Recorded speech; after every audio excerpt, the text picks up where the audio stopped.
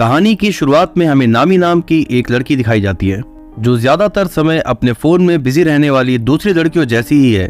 उसे social media से लेकर ऑनलाइन गेमिंग तक का जबरदस्त चस्का था।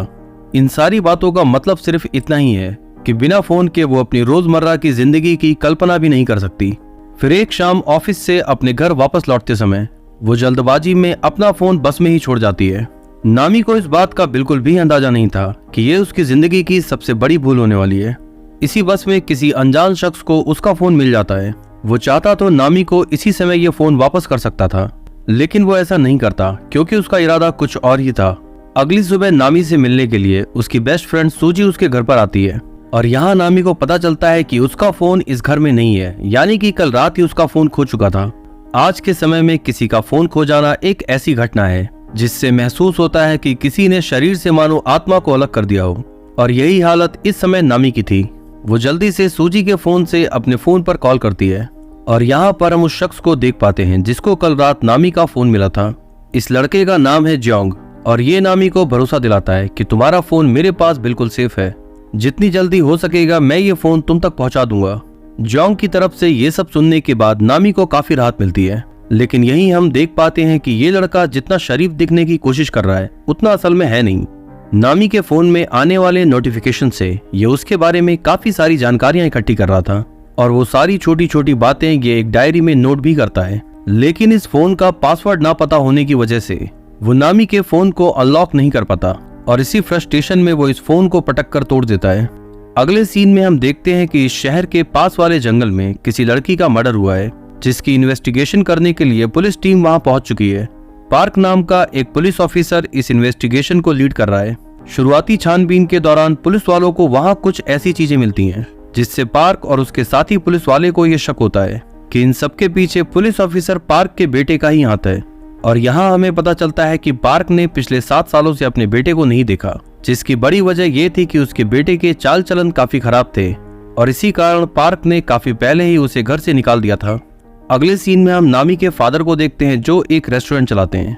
नामी और उसके फादर के बीच की बॉन्डिंग काफी अच्छी है। वो अक्सर खाली समय में उनका साथ देने के लिए यहाँ आ जाती है। इसी समय यहाँ के लैंडलाइन नंबर पर नामी के लिए जोंग का कॉल आता है। वो नामी से कहता है कि गलती से आपका फोन मुझसे टूट गया, इसलिए मैंने उसे एक पास की ही रिपेयरिंग शॉप पे दे दिया है और साथ ही मैंने रिपेयरिंग में लगने वाले पैसे भी वहाँ जमा करा दिए हैं। नामी इस आदमी से उस जगह का एड्रेस लेके वहाँ पर पहुंच जाती है और यहाँ पर हम देखते हैं कि ये रिपेयरिंग शॉप असल में जोंग की ही थी। ये सब कुछ असल में जोंग की एक चाल थी ताकि वो नामी के फोन का पासवर्ड पता लगा सके। नामी को अपना फोन रिपेयर करवाने से पहले उसकी सारी डिटेल्स देनी पड़ती हैं। नामी का फोन रिपेयर करने के बाद जोंग उसमें एक स्पाई डिवाइस इंस्टॉल कर देता है, जिससे वो नामी के फोन में होने वाली हर एक्टिविटी को तो देख ही सकता था और साथ ही साथ फोन के कैमरे की हेल्प से वो हर वक्त उस पर नजर भी रख सकता था। इस मुलाकात के दौरान जोंग ने अपने चेहरे पर मास्क लगा रखा था, इसलिए नामी उसका चेहरा नहीं देख पाती। रिपेयरिंग के बाद वो खुशी खुशी अपना फोन लेकर वहां से चली जाती है और यहीं हम देखते हैं कि जोंग ने उसकी एक्टिविटी पर नजर रखना शुरू कर दिया है। उसने नामी के फोन को कुछ इस तरह से हैक किया था कि वो यहाँ बैठे बैठे जो चाहे उसके फोन से कर सकता था। एक दिन के अंदर ही उसे नामी की जिंदगी से जुड़ी काफी सारी छोटी छोटी बातें मालूम पड़ जाती हैं। फिर एक शाम वो नामी से मिलने के लिए उसके फादर के रेस्टोरेंट में जाता है। यहाँ नामी उसे नहीं पहचान पाती क्योंकि लास्ट टाइम जोंग ने अपने चेहरे पर मास्क पहना था। यहाँ पर जोंग वही ड्रिंक ऑर्डर करता है जो नामी को काफी ज्यादा पसंद थी। नामी उससे कहती है कि ये ड्रिंक हमारे मेन्यू में शामिल नहीं है, इसलिए हम इसे नहीं बेचते। ये नामी से कहता है कि मैं यहाँ का रेगुलर कस्टमर हूँ और पहले भी कई बार ये ड्रिंक ऑर्डर कर चुका हूँ। नामी के फादर इस वक्त रेस्टोरेंट में मौजूद नहीं थे, इसलिए नामी खुद ही ये ड्रिंक बनाकर उसे सर्व करती है। वहीं दूसरी तरफ हम पार्क को देखते हैं जिसे अभी भी इस बात का शक है कि उस मर्डर में कहीं ना कहीं उसके बेटे का ही हाथ है। इसके बारे में पता लगाने के लिए वो अपनी वाइफ का फोन चेक करते हैं और यहाँ उन्हें ज्यादा कुछ तो नहीं मिलता, लेकिन अपने बेटे के घर का एड्रेस मिल जाता है। फिर अगली सुबह वो अपनी वाइफ को बताते हैं कि मुझे शक है कि शहर में होने वाले मर्डर्स में हमारे बेटे का ही हाथ है। पार्क की वाइफ को यह सब सुनकर बहुत बुरा लगता है। वो कहती है कि भले ही हमारा बेटा थोड़ा बिगड़ैल रहा हो, लेकिन मर्डर जैसा संगीन अपराध वो नहीं कर सकता। यहीं दूसरी तरफ हम देखते हैं कि जोंग नामी के फोन की हेल्प से उसकी पर्सनल जिंदगी पर पूरी नजर रख रहा है और यहाँ जोंग को पता लगता है कि नामी की जिंदगी में 2 लोग सबसे ज्यादा इंपॉर्टेंट हैं। इनमें से एक है उसके फादर और दूसरी है उसकी बेस्ट फ्रेंड सूजी। वो हर छोटी से छोटी जानकारी अपने डायरी में नोट करता रहता है। इधर हम देखते हैं कि एक दिन नामी की बॉस उसे अकेले में कुछ बात करने के लिए बुलाती है वो नामी से कंपनी के ग्रोथ के बारे में बताते हुए उसके काम की काफी तारीफ करती है। वो कहती है कि तुम्हारी मेहनत के बिना हमारी कंपनी इतना ग्रो नहीं कर सकती थी और इसीलिए मैं खुशी खुशी तुम्हारी सैलरी का इंक्रीमेंट कर रही हूँ। नामी अपने बॉस के मुंह से ये सब सुनकर काफी खुश थी। आगे नामी की बॉस उससे कहती है कि लेकिन तुम्हें मुझे एक प्रॉमिस करना होगा। नामी के पूछने पर वो उससे कहती हैं कि तुम्हें अपने किसी भी कलीग को ये बात नहीं बतानी है कि मैंने तुम्हारी सैलरी का इंक्रीमेंट किया है। नामी भी खुशी खुशी अपने बॉस की इस बात पर राजी हो जाती है और यहीं हम जोंग को देखते हैं जो इन दोनों के बीच की सारी बातों को बहुत ध्यान से सुन रहा था। अपने बेटे के बारे में पता लगाने के लिए पुलिस ऑफिसर पार्क उस एड्रेस पर जाते हैं। इस घर में उन्हें कुछ ऐसी चीजें मिलती हैं जिससे ये बात कंफर्म हो रही थी कि वो मर्डर उनके बेटे ने ही किया है। यहाँ पर उन्हें एक डायरी भी मिलती है जिसमें मर्डर की सारी प्लानिंग लिखी हुई थी। इसी वक्त हम इस घर के बाहर जोंग को देखते हैं और यहाँ हमें पता चलता है कि जोंग कोई और नहीं बल्कि वो पार्क का ही वो बेटा है जो 7 साल पहले घर छोड़ के चला गया था। इससे एक बात तो साफ होती है कि पिछले कुछ दिनों में होने वाले वो सारे मर्डर जोंग नहीं किए थे और कहीं ना कहीं उसका अगला शिकार अब नामी है। पार्क समझ जाता है कि जोंग इस घर के बाहर ही खड़ा है, इसलिए वो उसे पकड़ने के लिए काफी दूर तक उसका पीछा करता है। कुछ देर तक इन बाप बेटों के बीच चूहा बिल्ली का गेम चलता रहता है और आखिरकार जोंग उसे चकमा देके वहां से भागने में कामयाब होता है। इसके बाद जब पार्क उस घर में वापस आता है तो वो देखता है कि यहाँ तोड़फोड़ मचाने के बाद ज्यादातर सबूतों को जोंग अपने साथ में ले गया। फिर अगले दिन जोंग नामी के रेस्टोरेंट में जाकर फिर से वही ड्रिंक ऑर्डर करता है। नामी के फादर कहते हैं कि ये ड्रिंक तो हमारे मेन्यू में नहीं है। नामी उनको बताती है कि ये हमारा रेगुलर कस्टमर है और ये बात सुनते ही नामी के फादर समझ जाते हैं कि ये लड़का जरूर कोई फ्रॉड है, क्योंकि आज से पहले उन्होंने कभी भी जोंग को अपने रेस्टोरेंट में नहीं देखा। वो देखते हैं कि नामी और जोंग के बीच हल्की फुल्की दोस्ती भी हो चुकी है और यहाँ वो समझ जाते हैं कि नामी शायद इस लड़के को पसंद करने लगी है। फिर रात के समय नामी को उसके घर ड्रॉप करते वक्त उसके फादर उसे समझाते हैं कि तुम उस लड़के से दूर ही रहना। इंसानों की पहचान करने में मेरा तजुर्बा तुमसे कहीं ज्यादा है और इसीलिए मुझे ऐसा लगता है कि जो वो खुद को दिखा रहा है असल में वो वैसा नहीं है। नामी को अपने फादर की ये बात पसंद नहीं आती। वो उनसे कहती है कि आप जोंग के बारे में कुछ ज्यादा ही निगेटिव सोच रहे हैं। वो अपने फादर से नाराज होकर वहां से चली जाती है और यहीं हम देखते हैं कि जोंग भी बड़े ध्यान से इन दोनों की ये सारी बातें सुन रहा था। उस रात नामी की फ्रेंड सूजी भी उसके घर पर आती है। ये दोनों रात में काफी सारी बातें करते हैं। नामी सूजी को बताती है कि जोंग मुझे पसंद है, लेकिन अगर वो अपने बालों को छोटा करके चश्मे की बजाय लेंस पहने तो ज्यादा अच्छा लगेगा। ये दोनों काफी देर तक पार्टी करने के बाद सो जाते हैं। यहीं दूसरी तरफ हम पुलिस ऑफिसर पार्क को देखते हैं जो इन्वेस्टिगेशन के लिए उस मरी हुई लड़की के घर पर जाते हैं। उस लड़की की माँ पार्क को बताती है कि कुछ महीनों पहले मेरी बेटी का फोन खराब हो गया था। उस फोन को रिपेयर कराने के लिए वो किसी शॉप में गई और उस दिन के बाद से उसकी जिंदगी में अजीब अजीब तरह की घटनाएं घटने लगी। फिर एक दिन वो अचानक से ही गायब हो गई और फिर 3 दिन पहले ही पुलिस को उसकी लाश मिली। तो मुझे इस बात का शक है कि उसके मर्डर में कहीं ना कहीं उसके फोन का भी कुछ हाथ था। पार्क उस औरत को सांत्वना देते हुए विश्वास दिलाते हैं कि हम जल्द ही कातिल को ढूंढ लेंगे। इधर जोंग भी इस बात को समझ चुका था कि जब तक नामी के फादर हैं तब तक वो नामी का कुछ नहीं बिगाड़ सकता, इसलिए एक दिन वो धोखे से उन्हें भी किडनैप कर लेता है। इधर अगली सुबह जब नामी नींद से जागती है तो वो देखती है कि काफी सारे लोगों की मिस कॉल उसके फोन में पड़ी थी और यहाँ वो देखकर बुरी तरह से डर जाती है कि कल रात उसके सोशल मीडिया अकाउंट पर काफी कुछ ऐसा पोस्ट किया गया है जो उसकी जिंदगी खराब कर सकता है। उसके बॉस और कंपनी को लेकर काफी सारी गलत बातें लिखी गई थी और ये भी पोस्ट किया गया था कि किस तरह उसकी बॉस ने दूसरों की नजरों से बचाते हुए सिर्फ उसे ही इंक्रीमेंट दिया। यहाँ एक बात तो जाहिर है कि नामी ने ये सब कुछ नहीं किया होगा, बल्कि ये सब कुछ करने वाला जोंग ही था। नामी जल्दी से अपने ऑफिस पहुंचती है और अपने बॉस को समझाने की काफी कोशिश करती है कि उसका फोन किसी ने हैक किया है। ये जितनी भी पोस्ट कल रात हुई है ये एक भी उसने नहीं की, लेकिन उसकी बॉस उसकी किसी भी बात पर यकीन नहीं करती और वो धक्के मारकर नामी को वहां से भगा देती है। नामी की जिंदगी पूरी तरह से अब बर्बादी की राह पर जा चुकी थी। उसके साथ के लोग अब उसे पसंद नहीं करते, सिर्फ उसकी बेस्ट फ्रेंड सूजी ही उस पर भरोसा करती है। यहीं दूसरी तरफ हम जोंग को देखते हैं जिसने नामी के फादर को किडनैप कर रखा है। वो उसके फादर से कहता है कि मैं किसी भी टारगेट का शिकार करने से पहले उसके आसपास के रिश्तों को उससे दूर करता हूँ, इसलिए तुम्हारे बाद मेरा अगला टारगेट है नामी की बेस्ट फ्रेंड सूजी। अगले दिन नामी जोंग से मिलकर उसे अपनी सारी परेशानियां बताती है। यहाँ जोंग खुद को एक सॉफ्टवेयर एक्सपर्ट बताते हुए उसके फोन को चेक करने लगता है।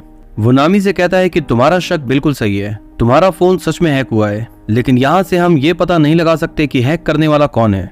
इसके बाद वो नामी से कुछ बात करने के लिए उसे अकेले में बुलाता है। वो नामी से कहता है कि तुम्हारा फोन सिर्फ वही इंसान हैक कर सकता है जिसे तुम्हारे फोन का पासवर्ड पता हो, और कहीं ना कहीं ये सारी बातें उसकी बेस्ट फ्रेंड सूजी की तरफ ही इशारा कर रही थी। नामी को भी जोंग की बातों पर थोड़ा बहुत भरोसा हो जाता है, इसलिए वो उसके जाने के बाद सूजी से इस बारे में पूछती है। सूजी को यह देखकर बहुत दुख होता है कि उसकी बेस्ट फ्रेंड नामी उस पर ही शक कर रही है। पहले तो वो अपनी सफाई देने की कोशिश करती है, लेकिन बाद में नामी से नाराज होकर उससे दोस्ती तोड़ते हुए यहाँ से चली जाती है और कहीं ना कहीं जोंग एक बार फिर से अपने मकसद में कामयाब हो जाता है। इधर पार्क अपने कलीग को बताता है कि शहर में होने वाले इन सारे मर्डर्स में उसके बेटे जोंग का ही हाथ है। ये लोग उसकी शॉप की लोकेशन का पता लगा लेते हैं और फिर जल्दी से उसे पकड़ने के लिए वहां पर पहुंचते हैं।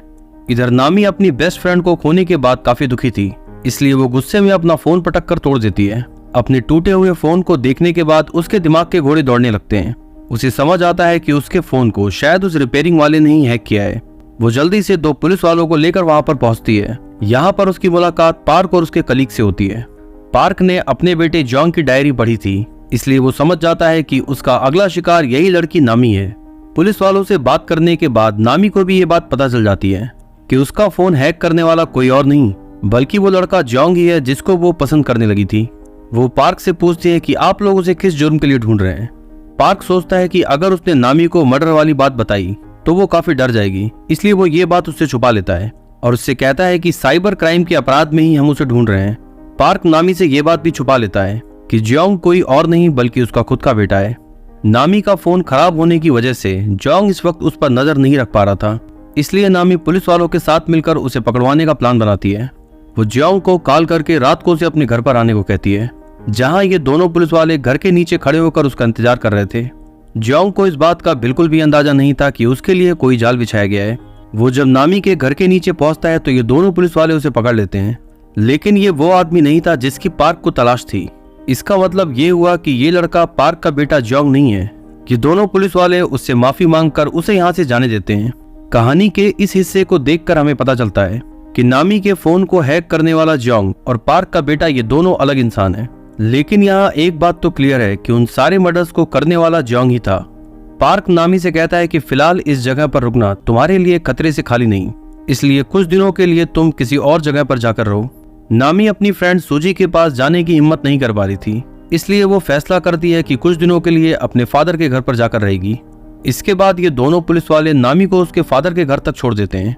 इधर जोंग भी ये बात जान चुका था कि नामी को उसकी असलियत पता चल चुकी है। नामी घर के अंदर जाके देखती है कि उसके फादर इस वक्त यहाँ पर नहीं है। नामी को ये बात नहीं पता थी कि जोंग को उसके बिछाए हुए जाल के बारे में पता चल चुका है, इसलिए वो जोंग को कॉल करती है और यहाँ पर ये देखकर उसके होश उड़ जाते हैं कि ये फोन इसी घर में रिंग कर रहा है। वो समझ जाती है कि जोंग इस वक्त यहीं पर है और उसके फादर की जान खतरे में है। यहाँ हमें पता चलता है कि जोंग ने नामी के फादर को इसी घर के अंदर किडनैप करके रखा था। इसी समय जोंग उसके सामने आता है। नामी उससे कहती है कि मैं तो तुम्हें जानती तक नहीं, फिर मेरे साथ ऐसा क्यों कर रहे हो। जोंग उससे कहता है कि फोन हमारी जिंदगी का इंपॉर्टेंट पार्ट है, तुम कैसे उसे बस में छोड़ने जैसी इतनी बड़ी भूल कर सकती हो। यहाँ हमें पता चलता है कि जोंग असल में एक साइको है जो लोगों को सबक सिखाने के लिए किसी भी हद तक जा सकता है। जोंग उससे कहता है कि अगर तुम अपने फादर को जिंदा देखना चाहती हो तो जैसा मैं बोलूं वैसा ही करो। नामी को उसकी बात मानकर पार्क को मैसेज करके कहना पड़ता है कि यहाँ पर सब कुछ ठीक है और किसी भी तरह का कोई खतरा नहीं। इसके बाद वो नामी को उसके फादर से मिलवाने के लिए बाथरूम के अंदर लेके जाता है। जोंग ने उसके फादर को बाथटब के अंदर बांध रखा था। अपने फादर की जान बचाने के लिए नामी को उसकी हर बात माननी ही पड़ती है और फिर वो नामी के हाथ पैर बांधकर उसे भी बाथटब के अंदर डाल देता है। जोंग का प्लान इन दोनों को बाथटब के अंदर डुबा के मारने का था, इसीलिए उसने ये सब कुछ किया। इसके बाद वो कुछ देर रेस्ट करने के लिए बाथरूम से बाहर आता है और यहाँ पर उसकी नजर एक नोट पर पड़ती है जो पार्क ने नामी को दिया था। इस नोट पर लिखा हुआ था कि किसी भी इमरजेंसी सिचुएशन में मैसेज नहीं करना है बल्कि सिर्फ कॉल ही करना है। ये पढ़ने के बाद जोंग समझ जाता है कि नामी के फोन से पार्क को मैसेज करवा के उससे एक बहुत बड़ी गलती हो गई। और यहीं हम देखते हैं कि पार्क और उसका साथी पुलिस वाला इस घर के बाहर पहुंच चुके हैं। ये दोनों जल्दी से घर के अंदर आते हैं। पार्क यहाँ जोंग को गन पॉइंट पे ले लेता है तो उसका साथी पुलिस वाला नामी और उसके फादर की जान बचाने के लिए बाथरूम के अंदर जाता है। पार्क जोंग से पूछता है कि आखिर तुम कौन हो जो इतने दिनों से मेरे बेटे की जिंदगी जी रहे थे। जोंग उससे कहता है कि डैड, क्या आपने मुझे अभी भी नहीं पहचाना? मैं आपका बेटा ही हूँ। जोंग की बातें सुनकर पार्क यहाँ फिर से कंफ्यूज होने लगा था, इसलिए वो जोंग को एक जगह बांधकर उसकी बुरी तरह से पिटाई करने लगता है। इसी समय जोंग पार्क को एक इविल स्माइल देते हुए कहता है कि तुम्हारा बेटा एक कायर था, वो कभी किसी का मर्डर कर ही नहीं सकता। और यहाँ पार्क की नजर जोंग की एक पुरानी डायरी पर जाती है। इस डायरी में पार्क के बेटे की वो सारी डिटेल्स लिखी हुई थी जो जियोंग अक्सर किसी को अपना शिकार बनाने से पहले उनके बारे में लिखता है। और यहाँ पर इस बात का खुलासा होता है कि जियोंग ने पार्क के बेटे को बहुत पहले ही मार दिया था और तब से लेकर आज तक वो पार्क की वाइफ से उनका बेटा बनकर सिर्फ मैसेजेस पे ही बात करता है। ऐसा जियोंग ने इसलिए किया ताकि किसी को उसके मरने का शक न हो। कि सब कुछ जानने के बाद पार्क बुरी तरह से टूट जाता है। वो इतना गुस्से में था कि अभी के अभी पार्क को खत्म करना चाहता था, लेकिन कानून के नियमों की वजह से उसके हाथ बंधे हुए थे, इसलिए वो चाहकर भी जियोंग पर गोली नहीं चला पा रहा था। वहीं दूसरी तरफ हम देखते हैं कि नामी और उसके फादर अब खतरे से बाहर हैं। जियोंग ने पिछले कुछ दिनों में जिस तरह से नामी की जिंदगी खराब करने की कोशिश की, नामी चाहते हुए भी उसे माफ नहीं कर सकती थी। इसलिए वो पार्क के साथी पुलिस वाले की गन लेकर जियोंग की तरफ बढ़ती है और देखते ही देखते पार्क की आंखों के सामने वो जियोंग को गोली मार देती है। फिल्म के आखिरी सीन में हम देखते हैं कि जियोंग अब मारा जा चुका है और पुलिस वालों ने इस केस को कोर्ट में कुछ इस तरह से पेश किया कि सबको लगा कि नामी ने जियोंग की हत्या सेल्फ डिफेंस में की थी, इसलिए कोर्ट उसे बिना कोई सजा दिए बाइज्जत बरी कर देता है। तो देखा जाए तो ये फिल्म एक तरह की थ्रिलर ड्रामा थी जिसमें राइटर हमको ये बताना चाहते हैं कि फोन हमारी जिंदगी का कितना इंपॉर्टेंट पार्ट है, लेकिन ये जितना ज्यादा यूजफुल है उतना ही ज्यादा डेंजरस भी हो सकता है। अगर गलती से भी ये फोन किसी गलत हाथों में लग गया तो कुछ समय के लिए ही सही, लेकिन वो हमारी पर्सनल जिंदगी को तहस नहस कर सकता है। इसलिए जितना ज्यादा हो सके अपनी फोन की सेफ्टी का पूरा ध्यान रखें। उम्मीद करता हूँ कि आपको ये कहानी पसंद आई होगी और जाने से पहले वीडियो को लाइक करना ना भूलें, क्योंकि इसमें आपको तो कोई नुकसान नहीं होने वाला, लेकिन इस वीडियो को थोड़ा बहुत फायदा जरूर मिल जाएगा।